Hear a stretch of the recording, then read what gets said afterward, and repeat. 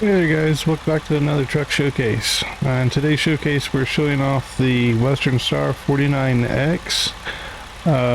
I'll take you through what the engine and transmission specs look like, how the dash looks, what the dash shows, like how your speed is represented, how your cruise control is represented. Does the truck have distance to empty? And then of course, what does the visibility look like outside of the cab? As well as what does the J-brake sound like on the truck. Again, don't forget to like, subscribe. It really helps the channel out. It helps the old YouTube algorithm serve the content up to others if you find this helpful. And with that said, let's jump into it. Let's get into the shop here. So this truck's a little bit different. There's a couple different options you don't find on very many, if any, other trucks. And that's here. There's two different front ends available for this truck. You can see here that you can't really tell at the moment, but it's a little bit more pushed back, the front axle is. If you switch here to the SFA version, you'll notice the wheels are going to come forward. Ignore the default color now, but my maneuverability dropped.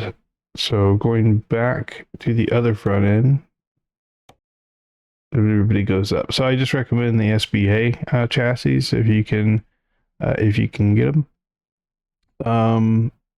Everything here does carry 200 gallons of fuel till you get into the mediums and longs, right, as you would expect. Engine wise, we have a couple options. The one currently in the truck is this Detroit DD16. The reason I have it in the truck is a functional one. That's just simply because it hits its maximum torque at 975 RPMs versus the Cummins hitting its maximum torque at 1150 RPMs. Very subtle differences for sure. So I think your choice of engine here is actually going to come down to which J-brake you prefer. And I am going to swap it. I will let you guys hear both so you can tell what the difference is in that J-brake sound. But I am going to swap it about halfway through this video. The next stop here is our transmission. Again, it's running the Eaton Ultra Shift like many trucks and ATS do. And you can see the stats over here. Maneuverability is not completely maxed out, but it's close. So I wouldn't dock too many points off there. Heavy cargo, hill traversal are both max, so kind of in line with the other air quote best trucks in ATS. And then the customization is actually quite good on this truck. You can get the logging stuff up front, the Forester, all that kind of stuff. That's the only truck I've seen that can kind of have like a construction / logging setup. And let me jump out here and show you guys off how it looks outside of the truck, or rather from inside the cab. All right. Now inside the cab, how's visibility look out of the left? Pretty clear. The window is pushed, or the mirror rather, is pushed back just a touch, but not so bad as the Max. Right side similar. If it was a couple inches back, I'd say it was dangerous, but right where it's at is pretty good. Visibility out of the front two nose mirrors, again pretty good. I haven't had any issues with this truck. And then the dash, if we take a look here, you can see it's got its cruise control down in the bottom left. You can see the speedometer is digital, so it's pretty easy to read. The one thing missing on this truck is that distance to empty. So you will not get that here.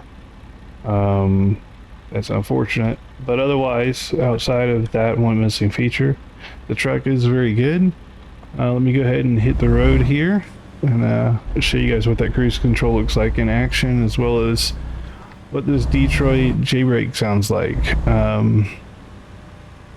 Little forewarning, Detroit J-brakes are not usually great. I mean, they do the job, but they don't put on the show. You know what I mean?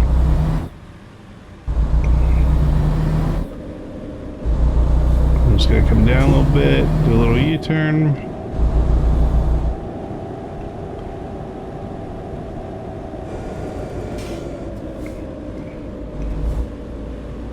Make sure we're clear.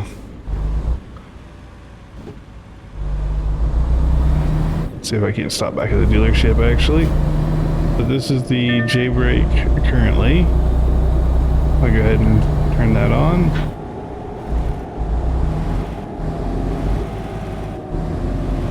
That's pretty much what you get. It's not that impressive. So let me turn around real quick. We'll do an engine swap.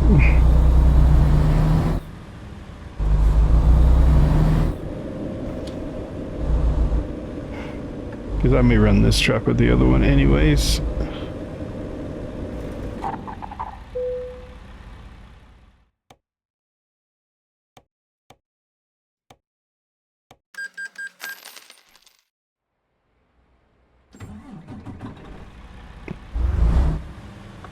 You can already hear a little bit of a difference.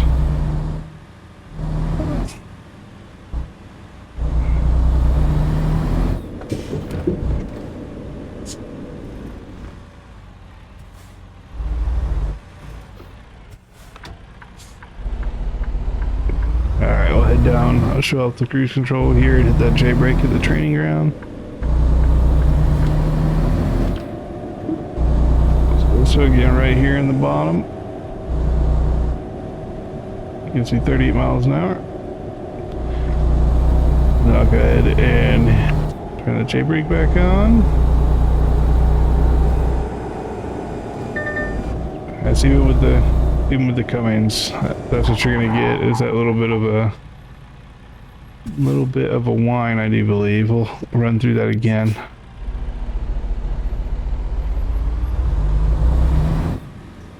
Cruise control is off. J brake is on.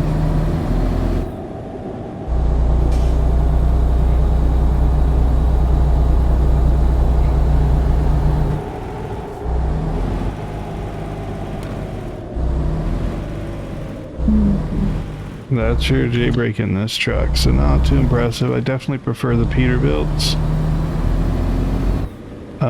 But as far as turning radius goes, last thing to show off here, we full turn. Alright, you can see the maneuverability on this truck, even though it's not completely maxed out, is more than acceptable. And again, if you're looking for something with that logging / utility look, this is one of, if not the only truck that has that look. So for that reason, I do highly recommend it. It's also a little bit quieter engine, especially with the Detroit. So again, overall, highly recommend the vehicle. If the J brake sound is to make it or break it for you, I would stay away from this one, but otherwise it's a fabulous truck, looks great, drives great. So yeah, hopefully this was helpful, and we will catch you guys in the next one. Take care, guys.